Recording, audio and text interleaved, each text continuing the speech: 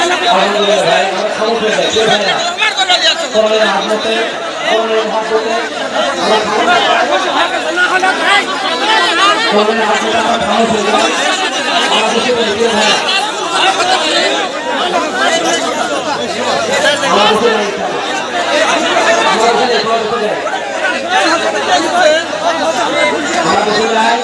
এই মুহূর্তে প্রধান করতে আমাদের সুন্দর কে ভাইয়া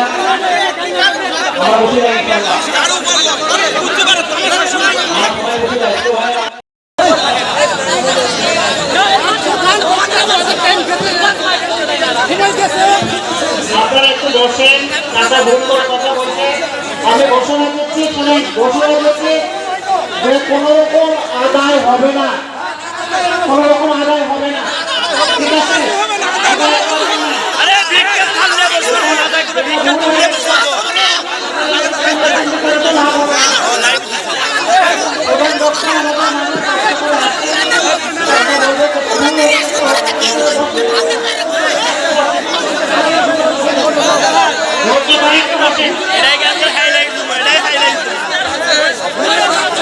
সভাপতির মাতা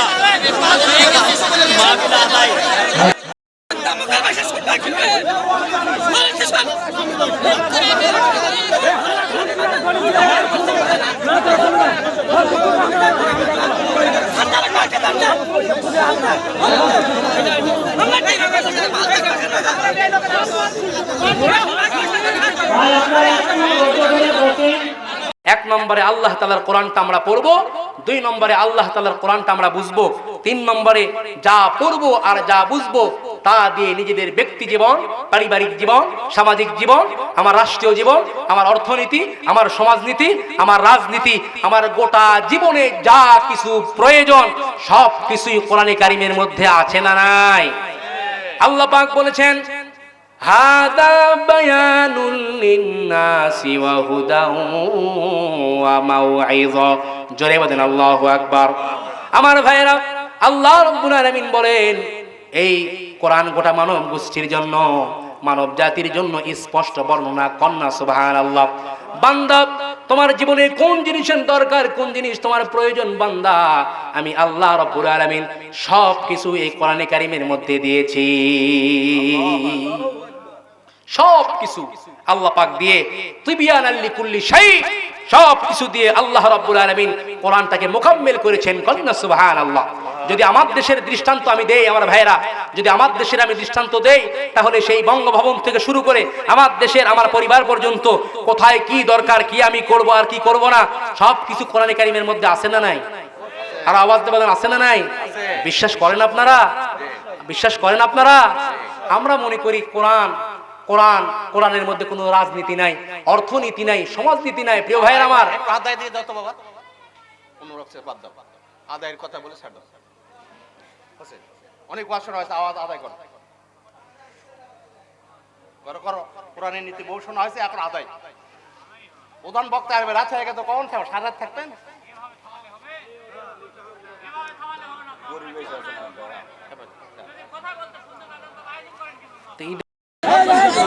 আলহামদুলিল্লাহ ভাই সমস্যা নেই কে ভাইয়া কোরআনের হাতে কোরআনের হাতে আমরা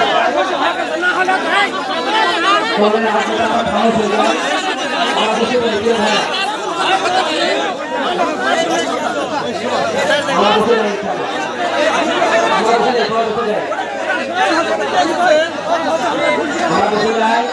এই মুহূর্তে প্রধান করতে আমাদের সুন্দর কে ভাইয়া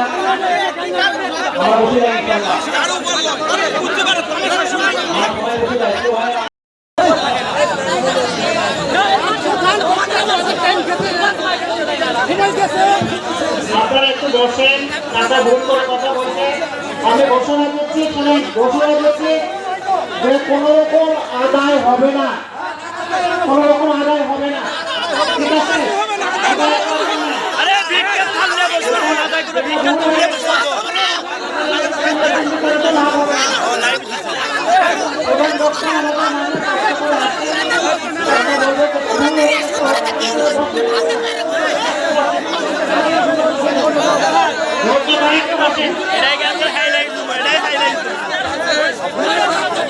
সভাপতির বাধা মাহফিল আদায় ভাই আপনারা একটু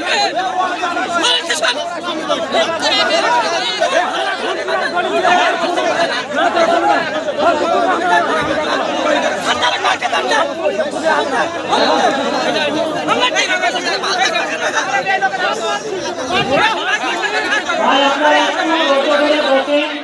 العالمين বলেন أفلا يتدبرون القرآن ولو كان من عند غير الله لوجدوه فيه اختلافا كثيرا জোরে বলেন আল্লাহু আকবার আর আওয়াজ দিয়ে বলেন আল্লাহু আকবার আমার ভাইরা আল্লাহ রাব্বুল আলামিন বলেন দুই নম্বর দায়িত্ব হলো কোরআনটা বুঝতে হবে মানুষের কি হলো তারা কেন কোরআন বুঝতে চায় না দুনিয়ার বহুত বড় বড় সাহিত্যের কিতাব তারা অধ্যয়ন করে সাহিত্যের কিতাব পড়ে পড়ে তারা শেষ করে কিন্তু তারা কেন আমার কোরআনটা পড়তে চায় না অন্যত্র আল্লাহ রাব্বুল আলামিন বলেন আফালা ইয়াতাদাব্বারুনাল কুরআনা আম আলা কুলুবিহিম আকফালুহা জোরে বলেন আল্লাহু আকবার আমার ভাইরা আল্লাহ রাব্বুল আলামিন বলেন মানুষের কি হলো তারা কেন কোরআন পড়ে না তারা কেন কোরআন বোঝে না আমার কোরআন নিয়ে কেন তারা চিন্তা ফিকির করে না নাকি আমি আল্লাহ রাব্বুল আলামিন তাদের অন্তরে তালা লেগে দিয়েছি যে তাদের অন্তর আছে সেই অন্তর দ্বারা দুনিয়ার সব কিছু তারা বুঝতে চায় কেবলমাত্র শুধুমাত্র আমি আল্লাহ রাব্বুল আলামিনের কোরআনটা তারা বুঝতে চায় না এই জন্য আমার ভাইয়েরা কোরআনে কারীমের প্রতি আমাদের দুই নম্বর দায়িত্ব হলো আল্লাহ তাআলার কোরআনটা বুঝতে হবে এই কোরআনটা আমাদেরকে বুঝতে হবে আজ মুসলমান আমরা মনে করি এক নম্বরে শুধু কোরআনটা সহি শুদ্ধ করে পড়তে হবে আমার ভাইরা আবার এরকম নয় যে শুধু রমজান মাসে কোরআনের খতম দিবেন আবার কোন রকম কোন বাপ মারা গেলে মা মারা গেলে মাদ্রাসা থেকে কয়েকটা তলবে ইলমদেরকে নিয়া চতুর্পাশে বৈশা কোরআন খতমের ব্যবস্থা করবেন বিশ্বাস করেন মুসলমান আল্লাহ রাব্বুল আলামিন কোরআনে কারীম কোনো অমৃত মানুষের জন্য নাজিল করে নাই এটি আসছে রাস্তা দেখানোর জন্য সুতরাং কোনো মরা মানুষের রাস্তা দেখায় না জীবিত মানুষের রাস্তা দেখায় হালাল হারাম মৃত মানুষের উপরে বর্তায় না জীবিত মানুষের উপরে বর্তায় কথা বলেন ঠিক কিনা এই জন্য আল্লাহ পাক নিজেই বলেছেন লিহাইয়া আমি কোরআনটাকে জিন্দা মানুষের জন্য নাজিল করেছি কন্যা সুবহানাল্লাহ তাহলে আমার ভাইরা এক নম্বর কোরআনে কারীমের প্রতি আমাদের দায়িত্ব হলো আল্লাহ তাআলার কোরআনটা আমাদেরকে পড়তে হবে সহি শুদ্ধ করে তেলাওয়াত করতে হবে দুই নম্বরে আল্লাহ তাআলার কোরআনটা আমাদেরকে বুঝতে হবে আর তিন নম্বরে আর দেখেন এই দুই নম্বরে আল্লাহ তাআলার কোরআনটা আমাদেরকে বুঝতে হবে আমরা মনে করি কোরআন বোঝা এটা আমাদের কাজ নয় ঠিক কি না কথা বলতে হবে আমরা মনে করি কোরআন বোঝা এটা আমাদের কাজ নয় এটা কাদের এরা হুজুরদের কাজ এটা মোল্লা মাওলানাদের কাজ হুজুররা শিখলে হয়ে যাবে আমাদের শেখার কোনো দরকার নাই আমরা হুজুরদেরকে নিয়ে আসবো এখানে বসাবো সুন্দর সুন্দর করে দুই চারটা কথাবার্তা শুনবো বাস প্রিয় ভাইরা আমার খোদার কসম করে বলি আল্লাহর কোরআনকে সাক্ষী রেখে বলছি আল্লাহ রাব্বুল আলামিন এই কোরআনে কারীম শিক্ষা করা প্রত্যেকটা মুসলমানের উপরে যেমনই ফরজ আইন করে দিয়েছেন তেমনি ভাবে এই কোরআন বোঝাটাও সকলের জন্য ফরজ কথা বলেন কথা ঠিক কিনা এই কোরআন বুঝতে হবে কোরআনে কারীমের হাফিজ হওয়া মাহের আলিম হওয়া মুফাসসিরে কোরআন হওয়া মুফাক্কিরে ইসলাম হওয়া এটা সকলের উপরে জরুরি নয় প্রিয় ভাইরা এটা কিছু মানুষ হলে পরে হয়ে যাবে কিন্তু কোরআন বোঝাটা আল্লাহর হাবিব সাল্লাল্লাহু আলাইহি ওয়াসাল্লাম বলেছেন তলাবুল ইলমি ফরিদাতুন আলা কুল্লি মুসলিম এই হাদিসটা আমরা শৈশবকালে মক্তবে মুখস্থ করে নিয়েছি এই মাদ্রাসার ছোট্ট ছোট্ট তলবে ইলম যারা তারা কিন্তু এই হাদিসটা সকলে মুখস্থ করে নিয়েছেন আমার ভাইরা এই হাদিস অনুযায়ী আপনাকে মোটামুটি জ্ঞান আপনাকে অর্জন করতে হবে কারণ আপনি একজন মুসলমান এই হাদিস অনুযায়ী আমার ভাইরা আপনাকে নামাজের ফরজিয়াত নামাজের কাইফিয়ত সম্পর্কে জানা কিন্তু আপনার জন্য ফরজ কথা বলেন ঠিক কিনা আমার ভাইরা ওযুর কাইফিয়ত কেমন করে আপনি ওযু করবেন এই ওযুর কাইফিয়তটা জানা আপনার জন্য ফরজ আপনি আপনার স্ত্রীর সঙ্গে একান্তই সঙ্গ পেতে চান আমার ভাইরা ওই মুহূর্তে যে দোয়াটা পড়ায় দোয়াটা পড়াও আপনার জন্য ফরজ আপনি একজন খামারি গরু পালছেন ছাগল পালছেন অন্যের জমি থেকে ধান কেটে এনে সেগুলোকে খাওয়াচ্ছেন অন্যের গাছের পাতা কেটে এনে আপনার ছাগলকে খাওয়াচ্ছেন আমার ভাইরা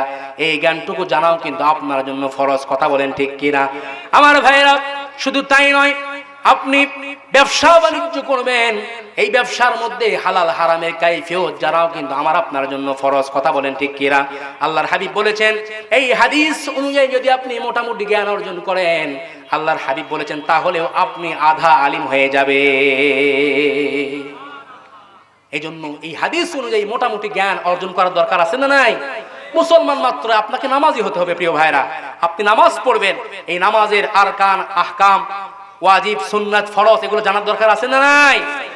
ওযু করবেন, আগে আপনি নাকে পানি দিবেন না হাত ধৌত করবেন? নাকি মাথায় পানি দিবেন, জানার দরকার আছে না নাই? মাথা ম্যাসেজ করবেন না মাথায় পানি ঢেলবেন? একবার ট্যাপের নিচে দেয় মাথা পানি দিচ্ছেন আপনি, কে বা ওযু কর, মাথা ম্যাসেজ করা তো মুস্তাহাব, আমি একবার ধুইয়া ফেলেছি, বা জানা লাগবে না? প্রিয় ভাইরা, দেখেন কি ভারসাম্যপূর্ণ ইসলাম আমরা পেয়েছি।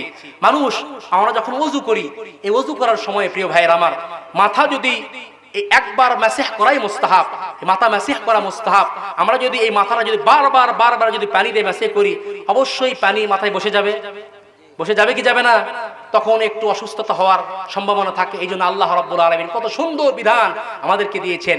সুতরাং এই কাইফিয়ত আমাদেরকে জানার দরকার আছে না নাই? তাহলে এক নম্বরে আল্লাহ তাআলার কোরআনটা আমরা পড়বো, দুই নম্বরে আল্লাহ তাআলার কোরআনটা আমরা বুঝবো, তিন নম্বরে যা পড়বো আর যা বুঝবো তা দিয়ে নিজেদের ব্যক্তি জীবন, পারিবারিক জীবন, সামাজিক জীবন, আমার রাষ্ট্রীয় জীবন, আমার অর্থনীতি, আমার সমাজনীতি, আমার রাজনীতি, আমার গোটা জীবনে যা কিছু প্রয়োজন সব কিছুই কোরআনে কারিমের মধ্যে আছে না নাই? আল্লাহ পাক বলেছেন, হাদা বায়ানুল লিন্নাসি ওয়া হুদাউ ওয়া মাউইযা। জোরে বলেন আল্লাহু আকবার। আমার ভাইরা, আল্লাহ রাব্বুল আলামিন বলেন, এই কোরআন গোটা মানব গোষ্ঠীর জন্য, মানব জাতির জন্য স্পষ্ট বর্ণনা। কন্যা সুবহানাল্লাহ। বান্দা, তোমার জীবনে কোন জিনিসের দরকার, কোন জিনিস তোমার প্রয়োজন, বান্দা আমি আল্লাহ রাব্বুল আলামিন সব কিছু এই কোরআনে কারিমের মধ্যে দিয়েছি। সব কিছু আল্লাহ পাক দিয়ে, তিবিয়ানাল লিকুল্লি শাই, সব কিছু দিয়ে আল্লাহ রাব্বুল আলামিন কোরআনটাকে মুকাম্মেল করেছেন। কন্যা সুবহানাল্লাহ। যদি আমার দেশের দৃষ্টান্ত আমি দেই, আমার ভাইরা, যদি আমার দেশের আমি দৃষ্টান্ত দেই, তাহলে সেই বঙ্গভবন থেকে শুরু করে আমার দেশের আমার পরিবার পর্যন্ত কোথায় কি দরকার, কি আমি করব আর কি করব না, সব কিছু কোরআনে কারিমের মধ্যে আছে না নাই? আর আওয়াজ দিয়ে বলেন আছে না নাই?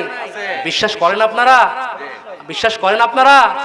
আমরা মনে করি কোরআনের মধ্যে কোনো রাজনীতি নাই, অর্থনীতি নাই, সমাজনীতি নাই। প্রিয় ভাইয়ের আমার, আদায় দিয়ে দাও তো বাবা, অনুরোধ করে বাদ দাও, আদায়ের কথা বলে ছাড় দাও। অনেক ওয়াজ শোনা হয়েছে, আওয়াজ আদায় করো,